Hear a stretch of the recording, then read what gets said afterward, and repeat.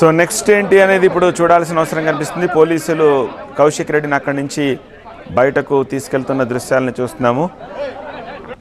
ఇప్పుడు ఈ దాడికి కారకులైన వారందరిపైన ఫిర్యాదు చేస్తాను, వీళ్ళందరిపైన మర్డర్ కేసు పెట్టాలి అని కౌశిక్ రెడ్డి ఆరోపిస్తున్న పరిస్థితి. నేనేమి రెచ్చగొట్టే వ్యాఖ్యలు చేయలేదు, నేను అడిగిన ప్రశ్నకు సమాధానం చెప్పలేక ఈ రకమైన భౌతిక దాడులకు దిగారు బీజేపీ శ్రేణులు. సో బీజేపీ కార్యకర్తల్ని దగ్గరుండి ఇలాంటి దాడులకు ప్రోత్సహిస్తారా అని ప్రశ్నించారు. కొద్దిసేపటి క్రితం కౌశిక్ రెడ్డి ఉన్నారో ఒకసారి చూద్దాం. ఇలా ఒక శాసనసభ్యుని మీదకే చంపడానికి వాళ్ళు వచ్చినప్పుడు సామాన్యుల పూర్తిగా గాడి తప్పుతా ఉన్నది అనే కరీంనగర్ లో చెప్పినా చేస్తా ఉన్నారు.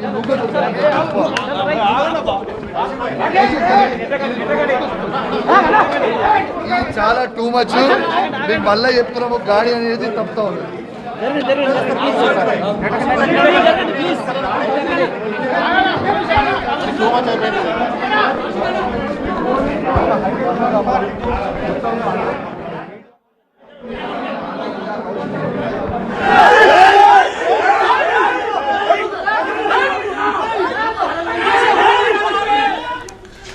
కరీంనగర్లో బీజేపీ వర్సెస్ బీఆర్ఎస్ అన్నట్టుగా సిచ్యువేషన్ మారిపోయింది. గంగుల కమలాకర్ క్యాంప్ ఆఫీస్పై బీజేపీ శ్రేణుల దాడికి సంబంధించిన దృశ్యాలు, ప్రెస్ మీట్లు ఇవన్నీ కూడా చూస్తున్నాము. బీజేపీ కార్యకర్తల దాడిలో ఎమ్మెల్యే కౌశిక్ రెడ్డి కారు, అలాగే గంగుల కమలాకర్ ఆఫీసు ధ్వంసమైన దృశ్యాలవి. బండి సంజయ్పై కౌశిక్ వ్యాఖ్యలపై అన్నారు బీజేపీ కార్యకర్తలు. ఇప్పుడు బయట ఎలాంటి సిచ్యువేషన్ ఉందో చూడాలి, లైవ్ చూస్తున్నాము. కౌశిక్ని అక్కడి నుంచి తరలించేందుకు పోలీసులు ప్రయత్నాలు చేస్తున్నారు, కానీ బయట అటు బీజేపీ కార్యకర్తలు కూడా ఉన్నారు.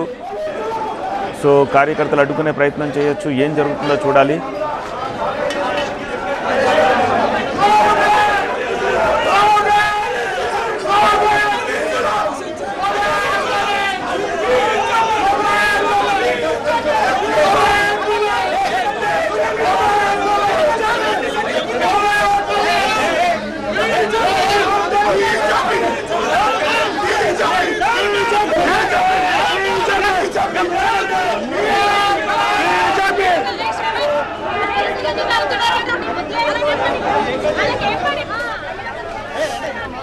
కౌశిక్ని తరలించేందుకు ఏర్పాట్లు చేస్తున్నారు. అటు బీజేపీకి అనుకూలంగాను, ఇటు బీఆర్ఎస్కి అనుకూలంగాను నినాదాలు చేసుకుంటున్నారు కార్యకర్తల బయట. ఆ దృశ్యాలను చూస్తున్నాము.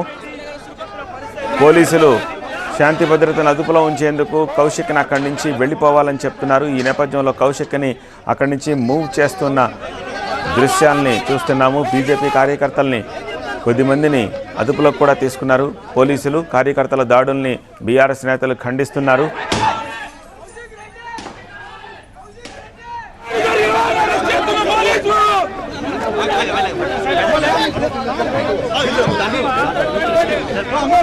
మా ప్రతినిధి సంపత్ అక్కడే ఉన్నారు, ఈ వార్తని మొదటి నుంచి ట్రాక్ చేస్తున్నారు. సంపత్, ఏమిటి, ఎక్కడికి తరలిస్తున్నారు కౌశిక్ రెడ్డిని?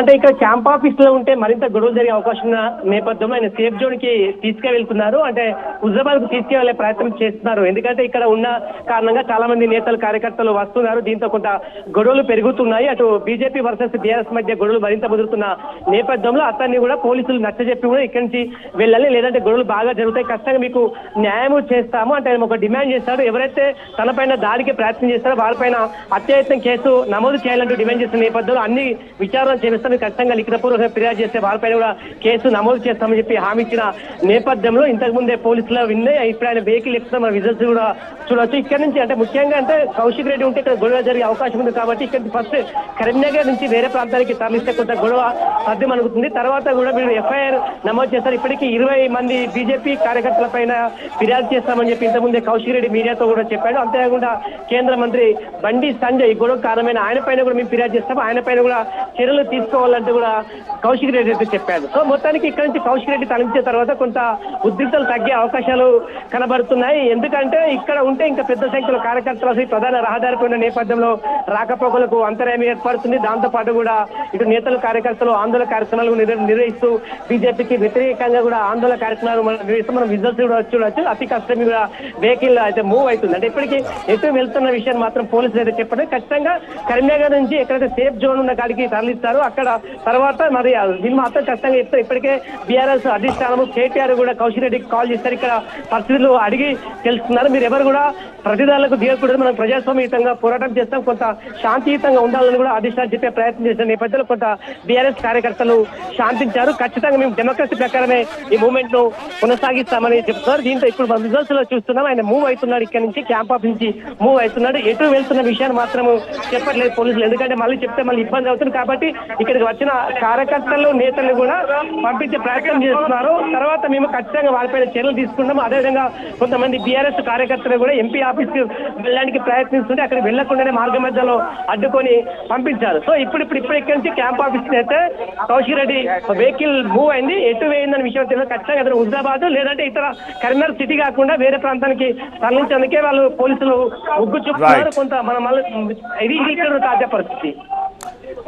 రైట్, అది situation. So at last Kaushik రెడ్డిని ప్రెస్ మీట్ నిర్వహించిన అనంతరం, దాడి తర్వాత ప్రెస్ మీట్ నిర్వహించిన అనంతరం కౌశిక్ని అక్కడి నుంచి పోలీసులు తరలిస్తున్న దృశ్యాలని కేవలం పంపించలేదు, అదే వెహికల్లో పోలీసులు కూడా కూర్చున్నారు, ఆయన అక్కడి నుంచి తీసుకెళ్ళిపోయారు. ఇప్పుడైనా గంగుల కమలాకర్ క్యాంప్ ఆఫీస్ దగ్గర సిచ్యువేషన్ నార్మల్సీకి వస్తుందా అనేది చూడాలి. దాడికి సంబంధించిన దృశ్యాలు తర్వాతి పరిణామాలని ఇప్పటి వరకు మనం లైవ్లో చూసాం.